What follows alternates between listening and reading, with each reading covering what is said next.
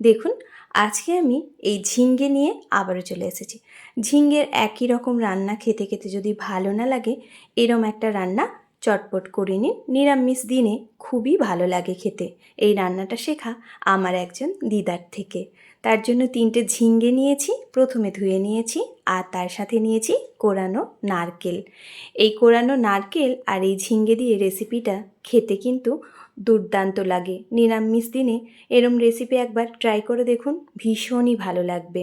এরম নারকেল ঝিঙ্গে আমিও ফার্স্ট টাইম খেয়েছিলাম, কিন্তু ভীষণ ভালো লেগেছিল, তাই আমি আপনাদের সাথে শেয়ার করলাম। আপনারা অনেকভাবেই হয়তো খেয়েছেন, তবে আমি যেভাবে বানিয়েছি সেটাই আপনাদের সাথে শেয়ার করেছি। তার জন্য দেখুন, ঝিঙ্গেগুলো আমি একটু বড় বড় করে অল্প অল্প খোসা রেখে কেটে নিয়েছি। এরমভাবেই ছাড়িয়ে কেটে নিতে হবে। এটা আমি অফ ক্যামেরায় করে নিয়েছি। ঝিঙ্গেগুলোকে ঠিক এইরমভাবেই কেটে নিতে হবে, আর একটু বড় বড় করেই কাটবেন, খুব ছোট করবেন না। এখানে কিন্তু রান্নাটায় ঝিঙ্গেটা একটু এরকম বড় বড়ই রাখতে হবে। এবার আমি এটা প্রথমেই সরিয়ে রাখছি। তারপর দেখুন, এদিকে একটা মিক্সিং জার নিয়েছি, এর মধ্যেই আমি কালো সর্ষে দিয়ে দেব। এই রান্নাটা কিন্তু পুরোপুরি কালো সর্ষেতেই করতে হবে, তাহলেই টেস্টটা দুর্দান্ত লাগবে। চাইলে আপনারা সাদা সর্ষে দিয়েও করতে পারেন। 3 চামচ মতো দিয়ে দিলাম। এর মধ্যেই এবার অ্যাড করছি লবণ।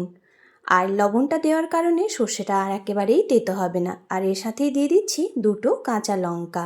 তার সঙ্গেই অ্যাড করছি জল। এই জলটা দিয়ে বেশ ভালো করে একটা ফাইন পেস্ট বানিয়ে নিতে হবে। প্রথমে আমি এটা পেস্ট বানিয়ে নিই। আর এদিকে দেখুন, গ্যাসের মধ্যে আমি কড়াইটা বসিয়ে দিয়েছি। এই কড়াইটা গরম হোক। গরম হয়ে গেলেই এর মধ্যে অ্যাড করব সর্ষের তেল।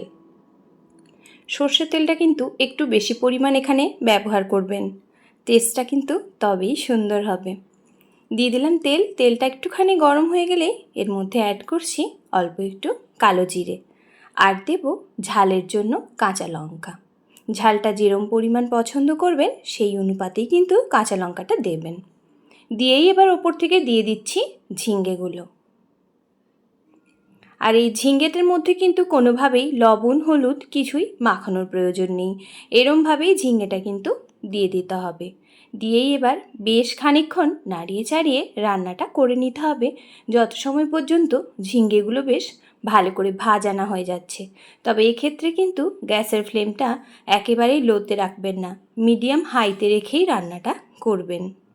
এখানে বলে রাখি, যারা আমার চ্যানেলে আজকে নতুন বন্ধু আছেন, চ্যানেলটি প্রথমবার ভিজিট করছেন, যদি আমার রেসিপিটা ভালো লাগে তাহলে অবশ্যই চ্যানেলটিকে লাইক, কমেন্ট, শেয়ার এবং সাবস্ক্রাইব করে পাশে থাকা বেল বাটনটা প্রেস করে প্লিজ পাশে থাকবেন। দেখুন, ঝিঙ্গেগুলো কিন্তু একটু একটু কালার ধরা শুরু করেছে। এরম একটু একটু ভাজা ভাজা হয়ে যাবে, তারপরেই কিন্তু এর মধ্যে মশলা অ্যাড হবে। নাহলে ঝিঙ্গেটাকে কিন্তু খুব সুন্দর করে এরমভাবে ভেজে নিতে হবে। দেখুন, এইরমভাবেই আমি আস্তে আস্তে করে ঝিঙ্গেগুলো ভেজে নিচ্ছি। এইরম করে একবার ঝিঙ্গেটা অবশ্যই বাড়িতে ট্রাই করুন, আশা করছি আপনাদের ভীষণ ভালো লাগবে।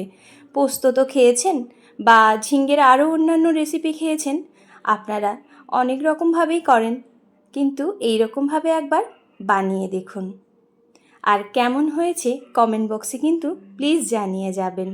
দেখুন, এবারে আমি অ্যাড করছি অল্প একটু লবণ। লবণটা যখন সর্ষে বেটেছিলাম তখনই দেওয়া ছিল, তাই এই সময় লবণটা একেবারেই কিন্তু দেখে ব্যবহার করতে হবে। দিয়ে আবারও একটু দেখুন বেশ ভালো করে মিশিয়ে নিচ্ছি। এরমভাবেই ঝিঙ্গেটা একটু সময় ধরে রান্না করতে হবে, তবে এই রান্না করতে একেবারেই বেশি সময় লাগে না। এবারে আমি আগে থেকে দেখুন সর্ষেটা বেটে রেখেছিলাম, সেই সর্ষেটাই এবার আমি এর মধ্যে দিয়ে দেব। তবে অবশ্যই সর্ষেটা কিন্তু এরমভাবে ধুয়ে দেবেন বা ছেঁকে দেবেন, তা না হলে কিন্তু তেতো লাগবে। সর্ষের খোসাগুলো কিন্তু একেবারেই দেবেন না। দেখুন, এইভাবেই কিন্তু সর্ষেটা বেশ ভালো করে আমি ছেঁকে নিচ্ছি।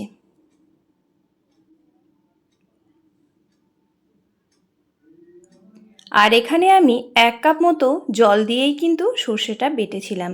এর বেশি কিন্তু জল একেবারেই দেওয়া যাবে না, কারণ ঝিঙ্গে থেকেও কিন্তু বেশ কিছুটা পরিমাণ জল ছাড়তে শুরু করবে।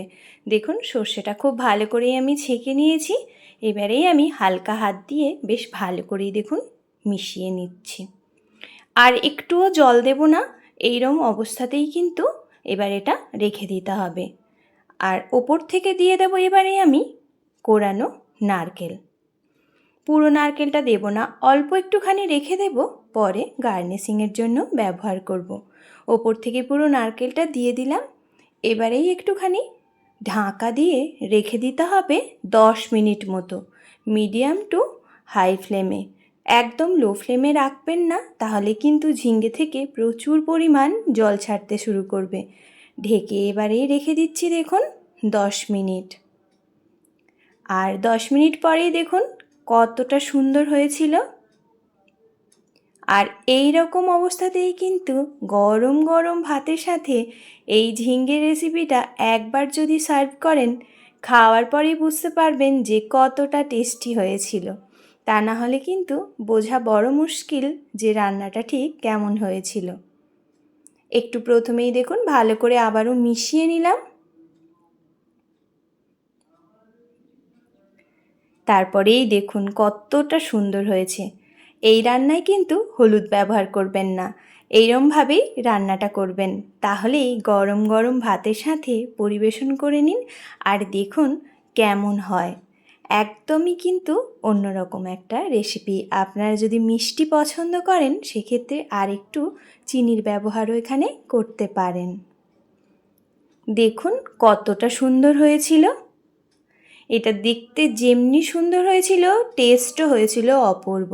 গরম গরম ভাতের সাথে এই যে নারকেল ঝিঙ্গেটা যদি একবার বানিয়ে নেন, দেখবেন নিরামিষ দিনে আর কিছুই লাগছে না। নারকেল ঝিঙ্গে চটপট বাড়িতে বানিয়ে নিন আর আমার কমেন্ট বক্সে জানিয়ে যাবেন আপনাদের কেমন লেগেছিল। যদি ভালো লাগে একটা লাইক কমেন্ট করবেন, যদি খুব ভালো লাগে তাহলে একটু শেয়ার করে দেবেন। এতটা সময় আমার সঙ্গে থেকে আমার এই রেসিপিটা দেখার জন্য আপনাদের অসংখ্য ধন্যবাদ। ভালো থাকবেন, সুস্থ থাকবেন আর আমার সঙ্গে থাকবেন।